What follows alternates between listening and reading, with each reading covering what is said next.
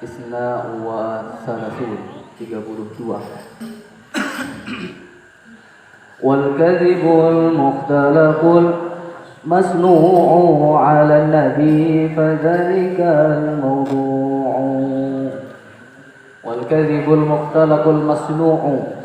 Wal kadhibu, dan adapun hadis yang bohong, dan adapun hadis bohong.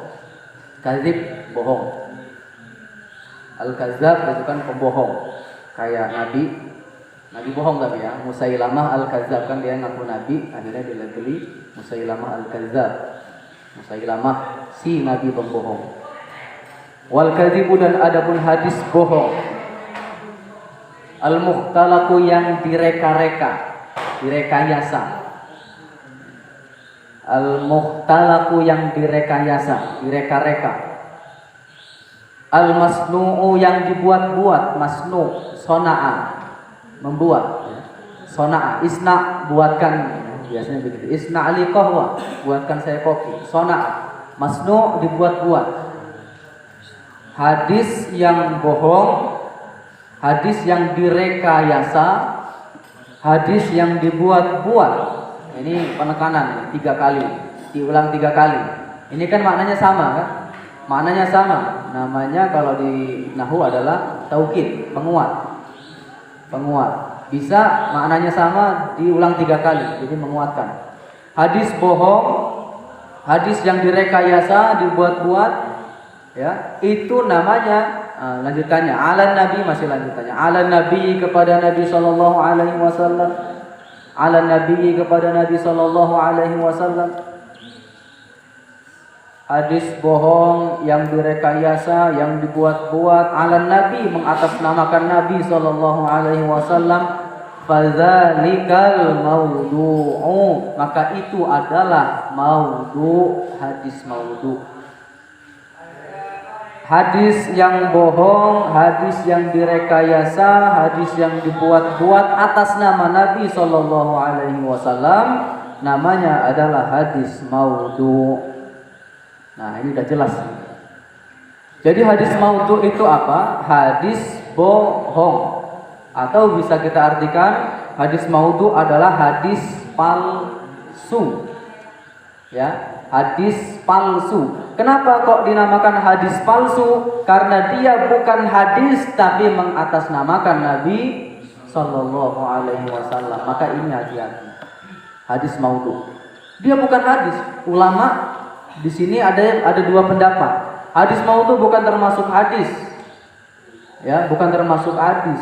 Tapi kenapa akhirnya dinamakan hadis maudhu'? Supaya membedakan loh, bahwa kalau sudah ngomong hadis maudhu' itu sebenarnya bukan hadis. Ya, hadis palsu. Kenapa? Dia diatasnamakan Nabi padahal bukan perkataan Nabi.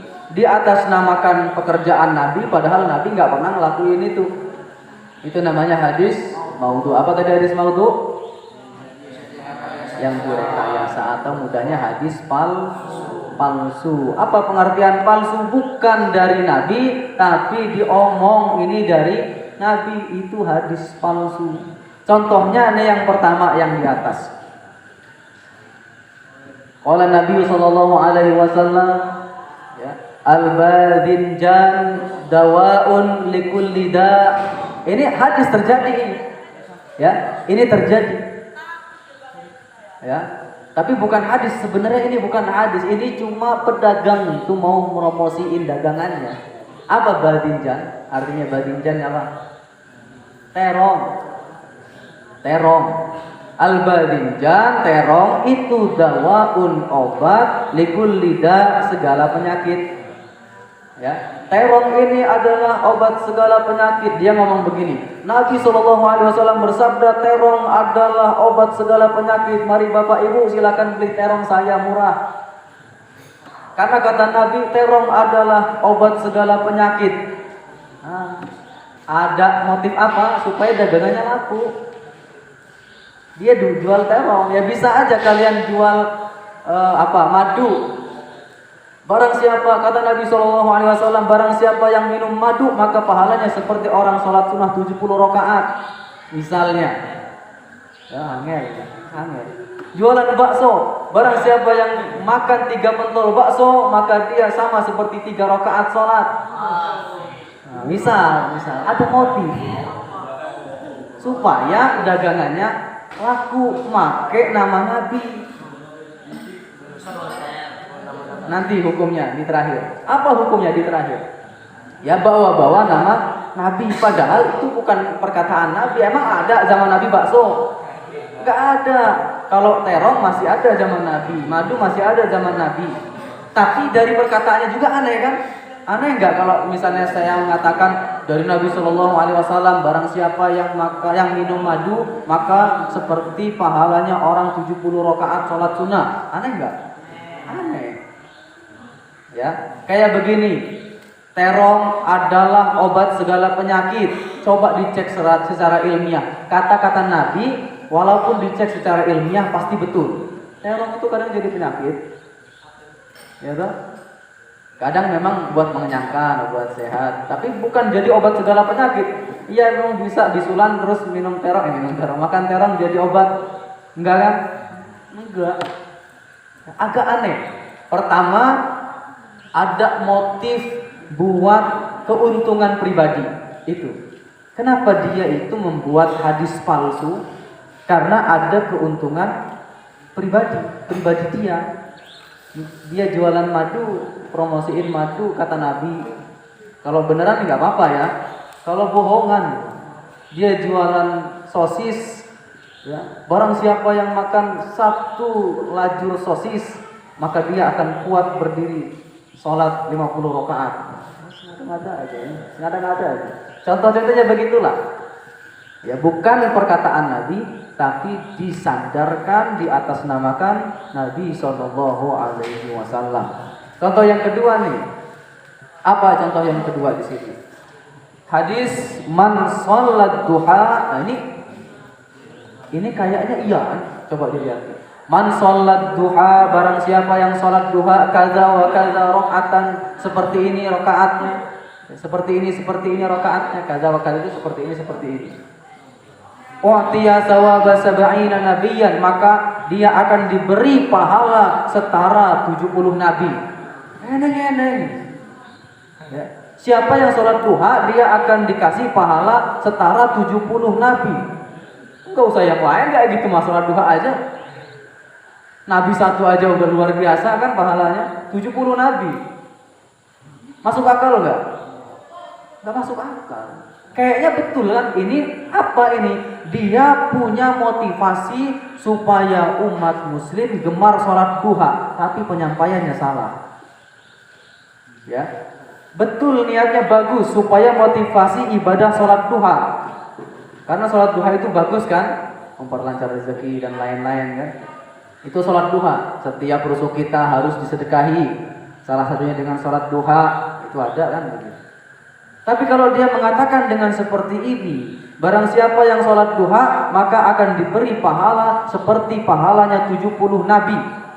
Kok aneh? Ya, aneh nggak? Aneh itu. Kayaknya betul. Tapi kalau kita melihat maknanya, ini nggak kayak begini. Rasul nggak mungkin bicara kayak begini. Masa iya? Disetarakan dengan 70 nabi. Satu Nabi Muhammad aja udah luar biasa kan? Tambah Nabi Isa, tambah ini sampai 70. Masa iya kita mau lebih tinggi dari Nabi Muhammad kemudian? Mau lebih tinggi daripada Nabi Isa, Nabi yang lain? Kan gak mungkin kan? Secara mana aneh gak? Aneh, tapi motivasinya betul. Motivasi ibadah. Maka tidak diperkenankan juga dalam hal motivasi ibadah pun hadis palsu tidak boleh. Ya, ini benar memang niatnya supaya motivasi ibadah. Tapi aneh, kata-katanya itu aneh. Ia menyandarkan hadis kepada Nabi, tapi enggak. Ini bukan hadis. Jelas ya? Ini bukan hadis. Maka ini salah. Walaupun niatnya baik. Niatnya baik, motivasi ibadah, tapi salah dia mengatakan bahwa ini hadis Nabi Shallallahu Alaihi Wasallam. Enggak boleh seperti itu. Dan memang kadang ada motif tersendiri selain menyampaikan ya.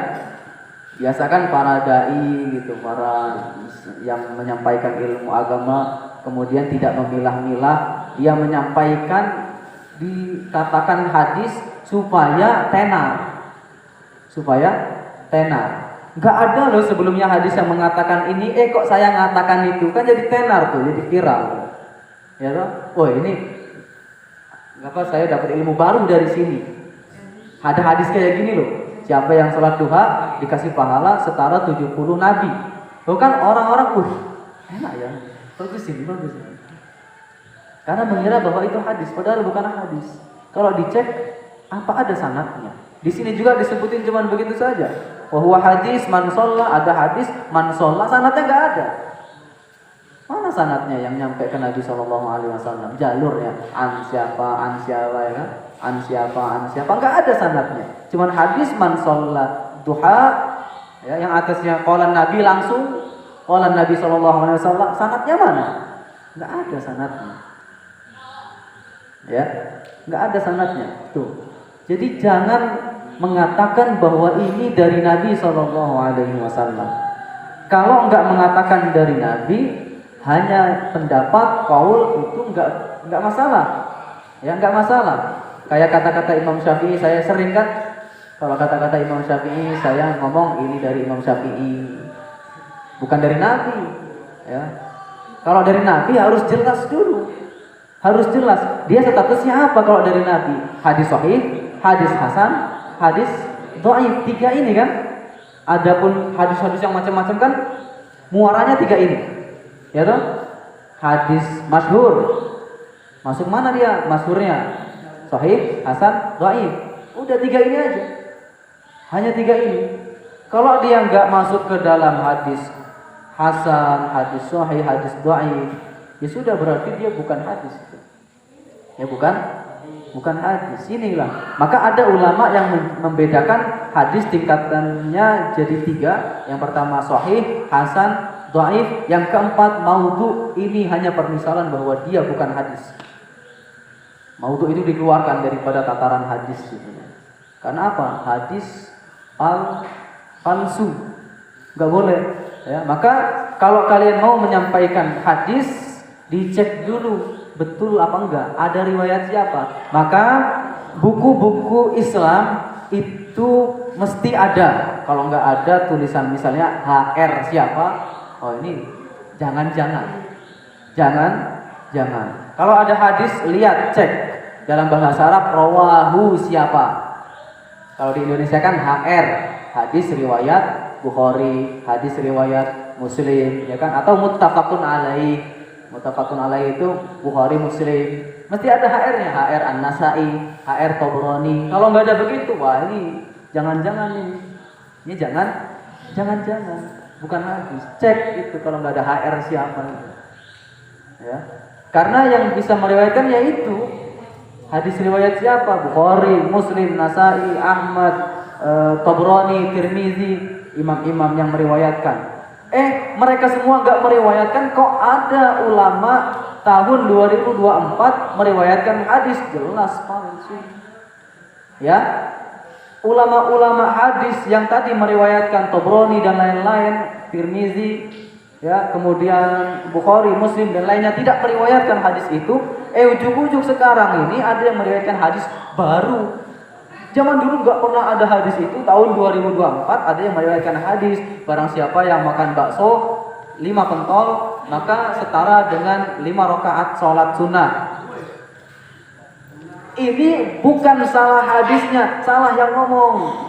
Maka betul yang kemarin dalam hadis, lihat orangnya, jangan lihat ucapannya dulu. Ya, lihat yang mengatakan, baru lihat yang dikatakan. Hadis kebalik. Ya, itu. Ini hadis palsu, hadis dhaif. Ada beberapa sebab dia memalsukan hadis. Tadi sudah 2 ya. Pertama, motivasi ibadah. Motivasi ibadah pun nggak boleh, supaya orang gemar beribadah dan supaya orang tertarik sama saya. Orang ini agak beda nih, agak beda. Orang-orang nggak meriwayatkan hadis itu kok dia meriwayatkan hadis kayak begitu. Niatnya untuk motivasi ibadah, tapi sama. Ya, tidak bisa juga. Kemudian ada yang tadi nyari keuntungan, ada yang kemudian mau mendekati penguasa. Ini ada. Ya. Dia niatnya mau taqarrub ila ba'dil khulafa, mendekatkan diri kepada khulafa, presiden, penguasa, mau dekat-dekat pejabat, mau dekat-dekat penguasa, dikasih hadis buat nyenengin pejabat. Padahal bukan hadis. Ya, padahal bukan hadis. Kalau khulafa dulu, khalifah dulu, presiden lah, itu kalau dengar tentang agama Islam yang baru aja, dia langsung kasih duit.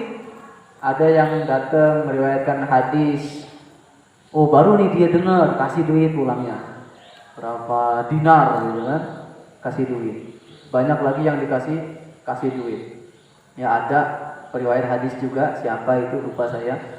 Dia meriwayatkan hadis ke Harun Ar-Rasyid, kemudian pulangnya dikasih duit banyak, kasih banyak duit, tapi nggak nyampe rumah duitnya itu. Kalau sekarang udah berjuta-juta, duitnya jutaan. Pulang itu kan banyak yang minta-minta, kasih ke sana berapa ratus ribu kalau bahasa kita, berapa dinar, kasihin. Ya, sampai keluar istana habis, pulang ya habis. Ketika nyampe rumah, di bawah kasirnya ada lagi uangnya. Agak keren zaman dulu. Ada yang ngikutin kayak begitu, dia bagi-bagi uang. Cobalah saya mau bagi-bagi uang, barang dicek bawah kasur nggak ada. Jadi nggak bisa dicoba-coba kayak begitu ya. Jangan coba-coba, karena itu keyakinannya beda. Yakinnya beda. Yang pertama tadi saya ini memang benar-benar mau sedekah, nggak mengharap imbalan apapun. Kembali itu uangnya ada lagi di bawah kasur. Yang nyoba-nyoba nggak terjadi. Itu ya. Ada memang beberapa unsur dia memalsukan hadis. Apa tadi? Motivasi ibadah, ya, supaya orang lain tertarik ke dia, kemudian supaya ada keuntungan pribadi, ada mau deketin penguasa, ya. Kemudian ada juga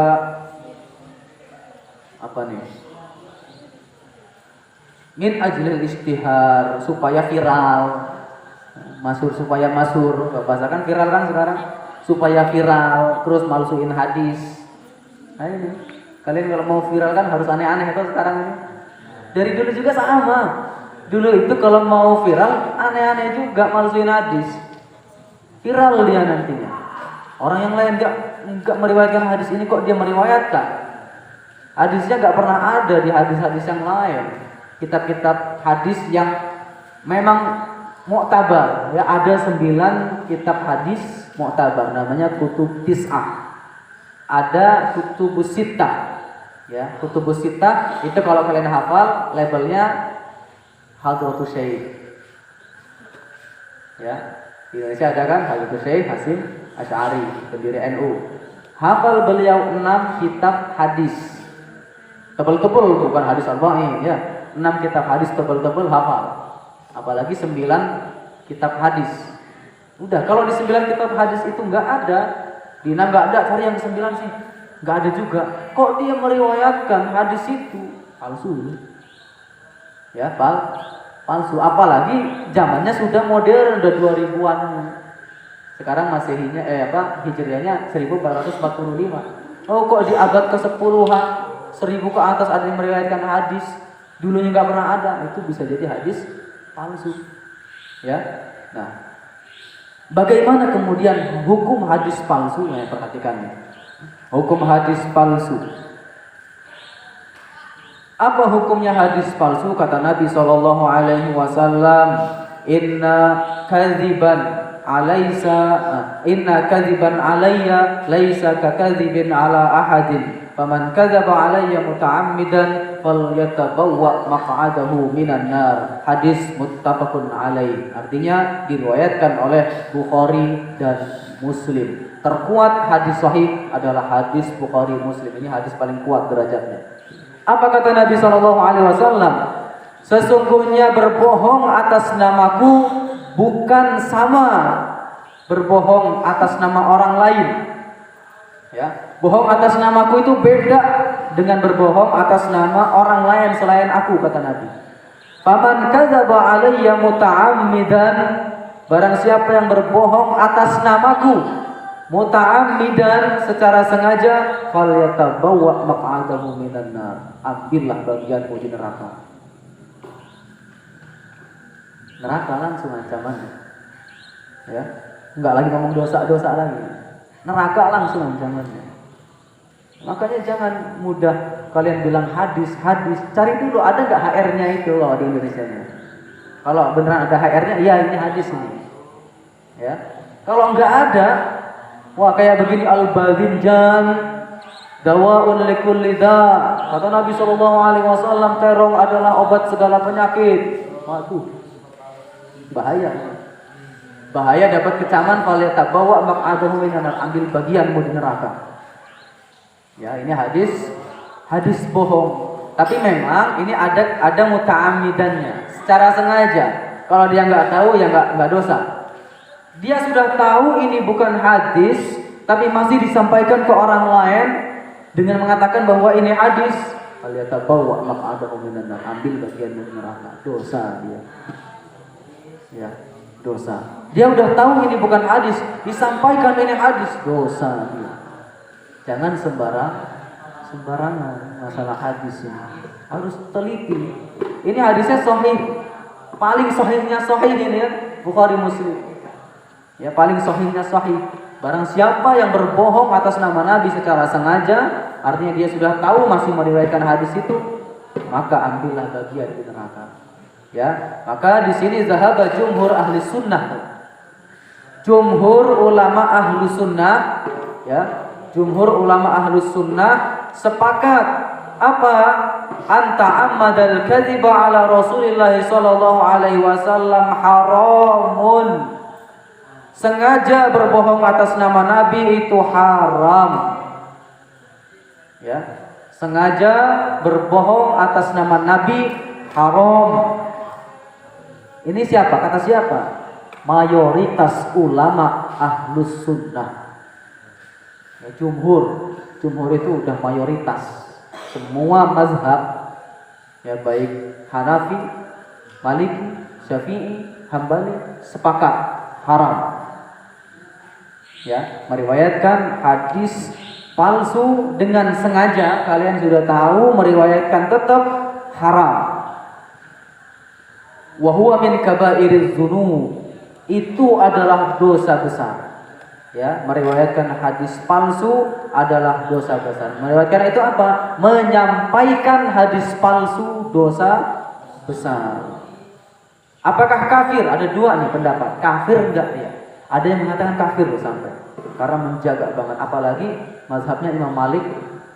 Mazhab Imam Maliki itu sangat luar biasa sama Rasul pengagungannya. Bunuh kalau dia nyepelein Rasul. Maksudnya menghina Rasul, bunuh walaupun muslim. Itu orang mazhab Maliki. Saking luar biasanya penghormatan kepada Nabi Shallallahu Alaihi Wasallam. Maka di sini ada pendapat pertama dari bapaknya Imam Al-Juwaini. Imam Al-Juwaini ini salah satu orang ternama dalam mazhab Syafi'i.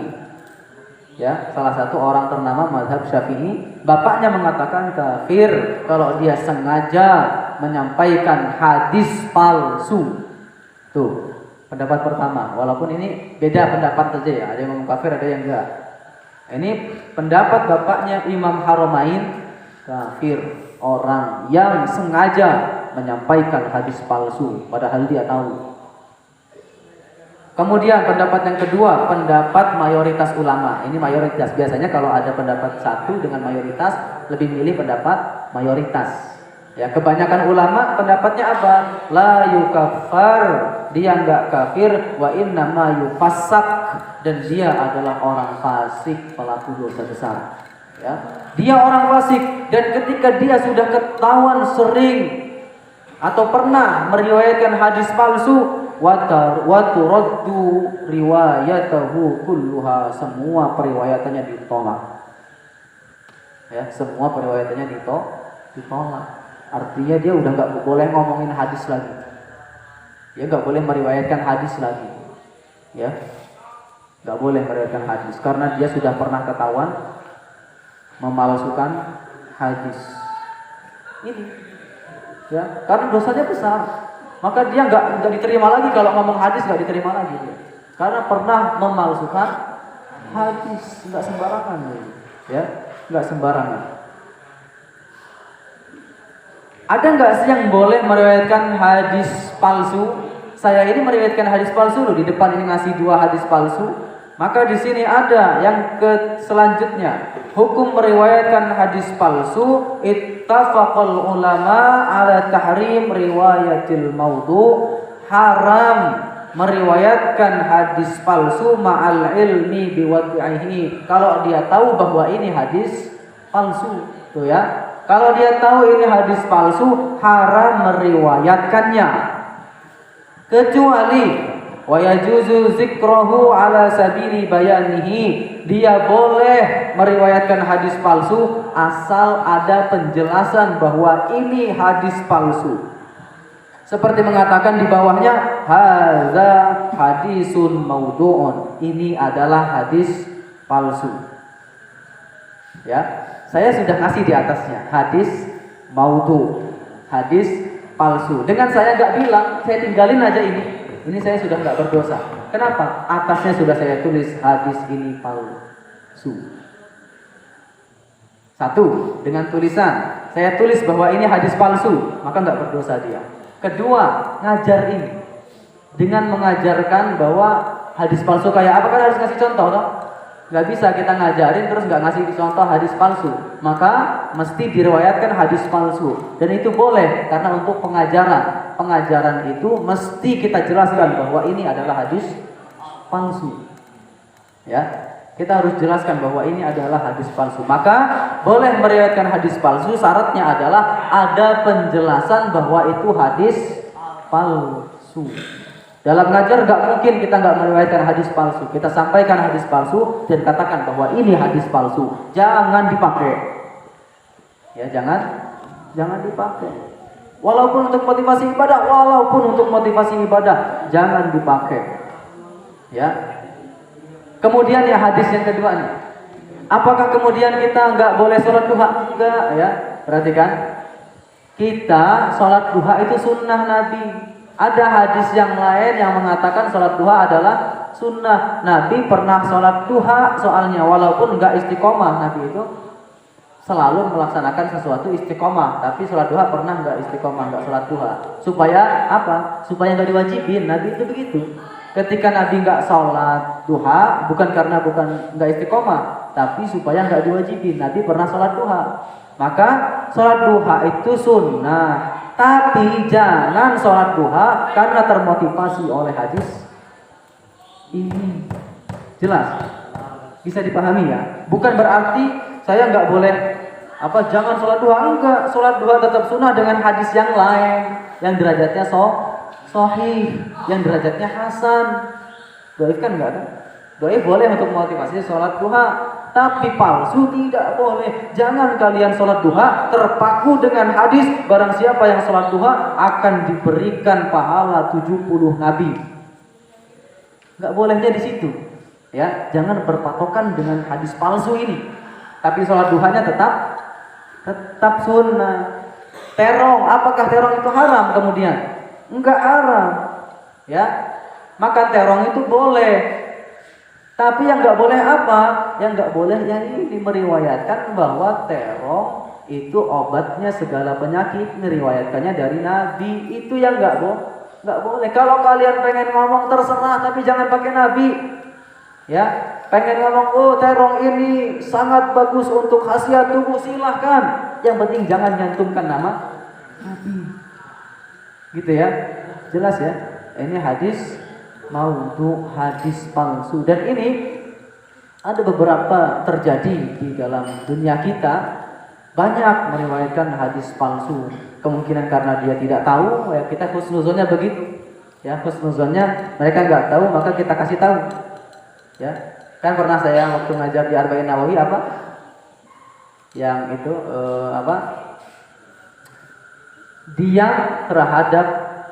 diam terhadap kesalahan, tidak membenarkan adalah syaitonun ahros, setan yang bisu.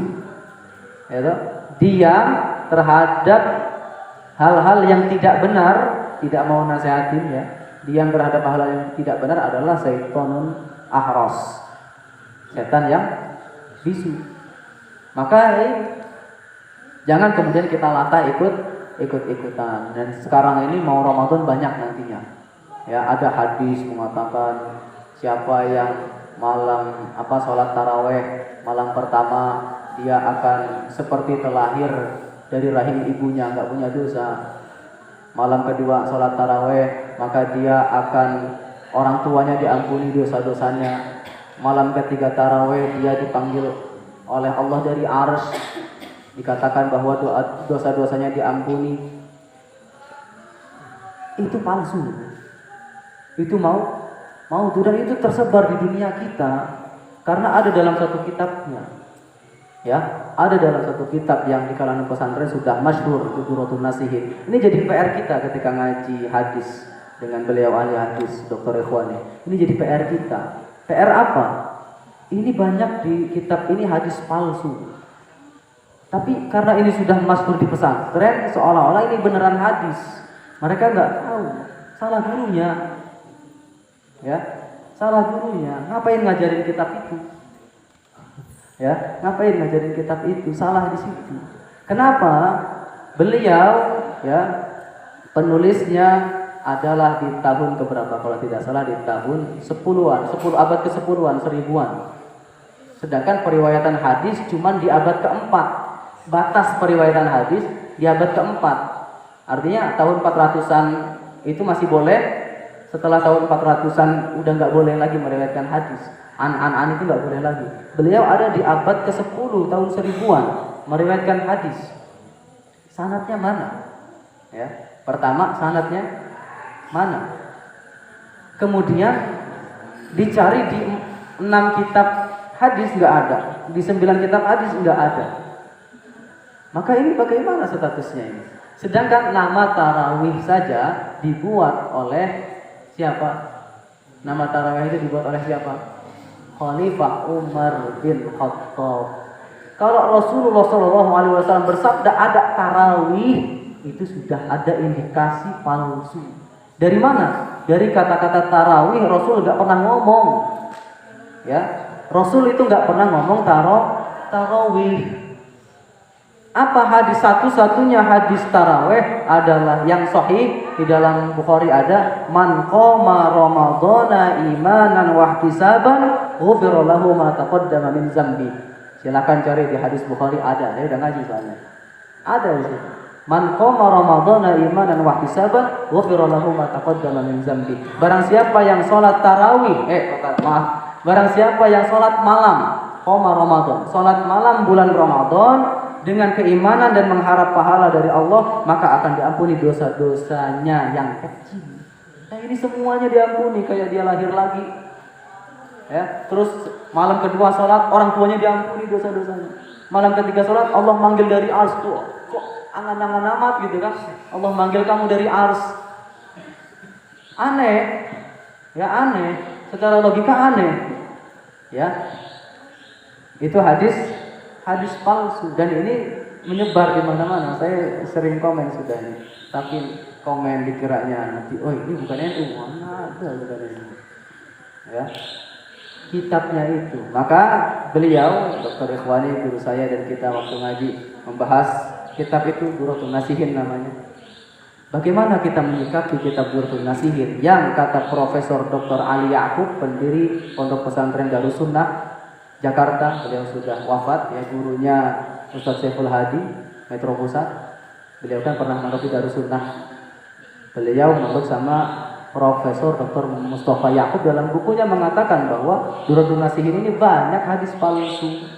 Menurut para ahli hadis, kitab Durratun Nasihin banyak hadis palsu. Maka kita menyikapinya apa?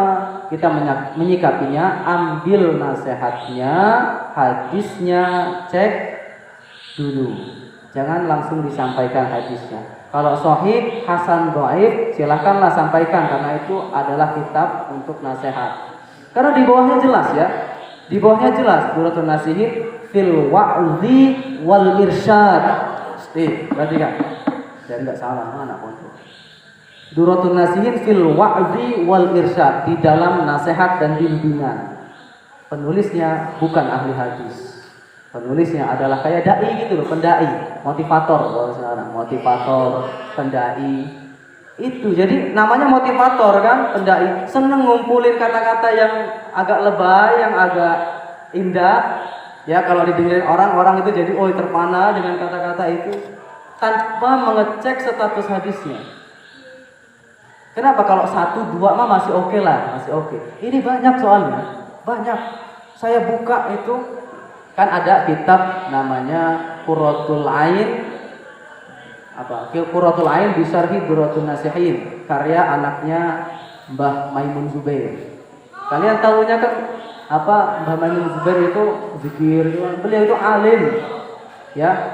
Mbah Maimun itu alimnya luar biasa. Anaknya Kiai Najih Maimun kemudian buat kitab tarjih atas Duratun Nasihin, mengecek ulang hadis di Duratun Nasihin. Saya baca lembar pertama udah 2 hadis palsunya.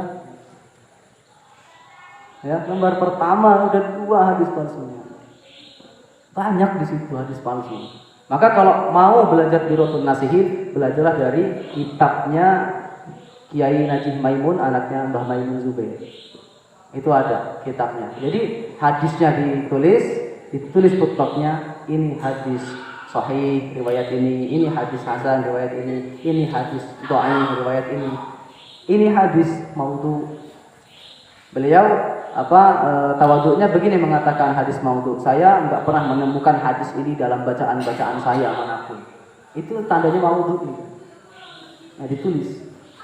Jadi bagus. Kalau mau belajar Duratun Nasihin, ya kitab beliau itu yang bagus. Karena apa? Itu sudah aman. Kita tahu loh, ada bayannya tadi. Boleh menulis hadis maudhu asal ada tulisan bahwa itu hadis palsu. Ya, sekarang ini kan banyak nih di setting malam pertama tarawih ini fadilahnya. Ya toh? Tulis bawahnya juga ini hadis palsu, aman kamu. Ya, aman. Kasih hadis malam pertama tarawih kayak begini, bawahnya tulis ini adalah hadis palsu, enggak kena kamu dosa. Enggak ditulis hadis palsu, dosa. Ya, maka harus ada penjelas di bawahnya ini adalah hadis palsu. Biar enggak dosa. Itu supaya kita enggak dosa. Tapi ya buat apa sih? Ya buat apa gitu. Carilah yang lain, gitu. Cari yang lain yang kuat hadisnya. Yang minimal hasan. Kalau untuk ibadah-ibadah kan minimal hasan. Ini untuk motivasi kok. Ya udah carilah yang dhaif, enggak apa-apa. Yang penting jangan palsu. Yang enggak boleh itu kan 3 kan. Kemarin mungkar, hadis mungkar enggak boleh jadi dasar. Hadis matruk enggak boleh jadi dasar. Hadis maudhu enggak boleh jadi dasar. Yang meriwayatkan dosa. Kalau tidak ada penjelas bahwa itu hadis palsu. Jelas ini? Maka itu tadi ya, kita harus menyikapinya tetap baik, kita ambil nasihatnya, tapi hadisnya kita harus cross check dulu. Kita cek dulu apakah hadis itu benar, bukan maudhu, minimal kan begitu. Enggak palsu aja, udah aman lah.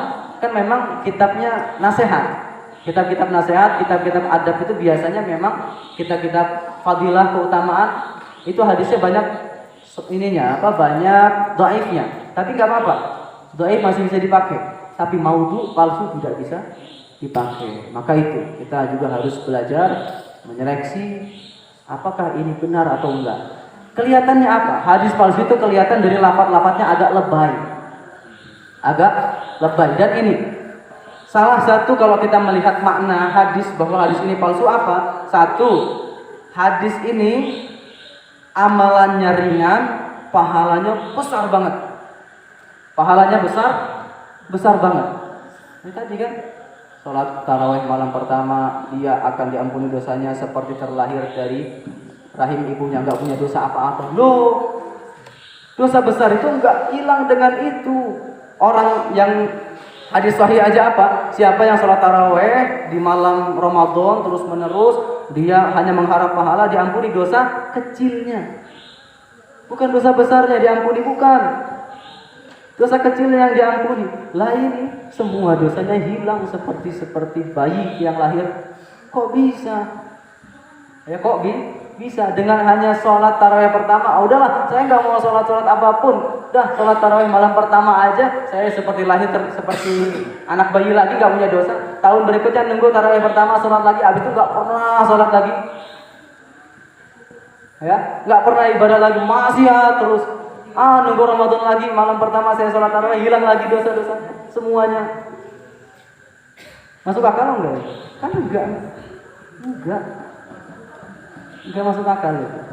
Maka itu harus diseleksi. Apa yang pertama? Amalan ringan, pahalanya terlalu besar. Atau kebalikannya. Perhatikan, kebalikannya.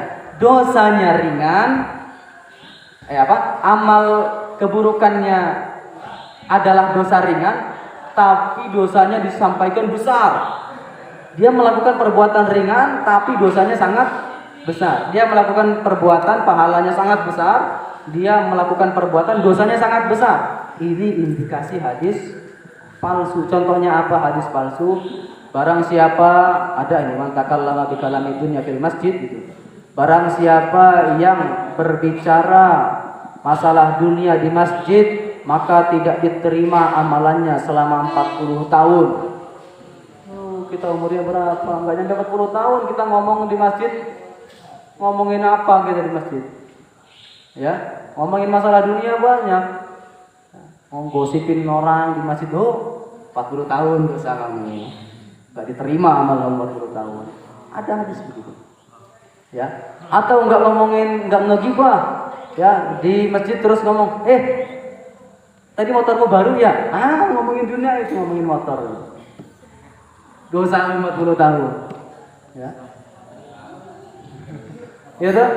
Ya, ngomongin motor dunia bukan? Dunia. Kamu tadi motor baru ya? Adinya. 40 tahun enggak diterima amalannya. Nah, itu aneh kan? Enggak masuk akal juga. Ini amalannya kecil, dosanya sangat besar. Ini juga tanda daripada hadis palsu. Biasanya begitu kan, buat nakut-nakutin orang biasanya. Begitu.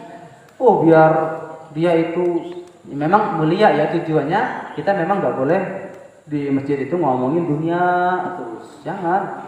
Ya, di masjid ngomongin dunia. Kalian ini di masjid terus ngumpi terus kan ngomongin dunia itu jangan. Tapi ya nggak sampai juga 40 tahun dosa kita gitu kan, nggak diterima amalnya, enggak. Ya. Kalau gitu ya gimana kita akhirnya mau hidup dosanya amalnya nggak diterima semua gara-gara ngomong di masjid masalah dunia begitu. Atau ada juga hadis yang mengatakan bahwa anak pezina di sini ada anak pezina mana ya? Anak pezina itu dosanya sampai 7 turunan. La yadkhulu waladuz zina, tidak masuk anak zina itu. Wala syai'un min naslihi ila sab'ati abna'in. Anak hasil zina dan 7 turunan ke bawahnya tidak akan masuk surga. Ada hadis begitu. Anak hasil zina dan keturunan 7 turunan ke bawahnya tidak akan masuk surga. Loh, yang zina bapaknya, kok anaknya kena? Lah, yang zina siapa? Orang tuanya, bapak ibunya. Lah anaknya dan nanggung dosa, mana ada? Dia melawan Al-Quran. Ini hadis palsu. Ada dalam Al-Quran, wala taziru waziratu wizra ukhra. Tidak akan ada tanggungan dosa. Orang yang melakukan dosa tidak ditanggung oleh orang lain dosanya. Yang dosa ya bapaknya, orang tuanya, bapak ibunya. Anaknya yang nggak dosa. Anaknya tetap lahir suci sudah, nggak ada dosa. Ya, masa iya 7 turunan ke bawahnya kemudian nggak masuk surga gara-gara bapaknya zina. Yang dosa ya bapak ibunya, nggak usah membawa-bawa anaknya. Itu hadis, tanda-tanda hadis palsu. Itu ya, kita pahami dengan benar supaya kita nggak salah jalan. Paham tuh? Penutup khatimah, waqad atat kal jauharil maknuni samaituha manzumatal baikuni. Waqad atat, dan telah datang, kal jauharil maknuni, seperti jauharul maknun, mutiara yang tersembunyi. Nazom ini datang seperti mutiara yang tersembunyi. Saya menamakannya. Saya menamakannya Manzumatal Baikuni, Manzumah Baikuniyah. Saya menamakannya Manzumah Baikuniyah. Salasina bi arba'in atad. Salasina di antara 34 atad abiyatuha datang bait-baitnya. Bait-baitnya datang antara 34 bait. Summa bi khairin khutimat, kemudian diakhiri dengan kebaikan. Beliau mengakhiri nazamnya dengan berharap akan kebaikan, dan memang nazam ini adalah nazam yang sangat baik kita pelajari supaya tahu yang namanya istilah-istilah hadis. Ilmunya namanya ilmu mustalah hadis. Jadi yang kita pelajari ini apa? Mustalah hadis, istilah-istilah hadis. Semoga dengan kita hatam ini kita kemudian bisa menerapkan dalam kehidupan kita, memilah dan memilih mana hadis yang bisa kita pakai, mana hadis yang tidak bisa kita pakai. Yang bisa kita pakai, mana hadis yang bisa kita pakai dalam hal fikih, mana hadis yang tidak bisa dalam hal fikih, hanya motivasi saja. Maka kita harus seleksi, harus tahu mana yang hadis, mana yang bukan. Yang bukan hadis tadi sudah dijelaskan, banyak motifnya, dan salah satunya tidak nyambung sanadnya, ya, dan motif yang lain tadi sudah dijelaskan. Semoga dapat bermanfaat. Kita semua mengharap keberkahan dari kitab ini dengan sama-sama berdoa sebelumnya.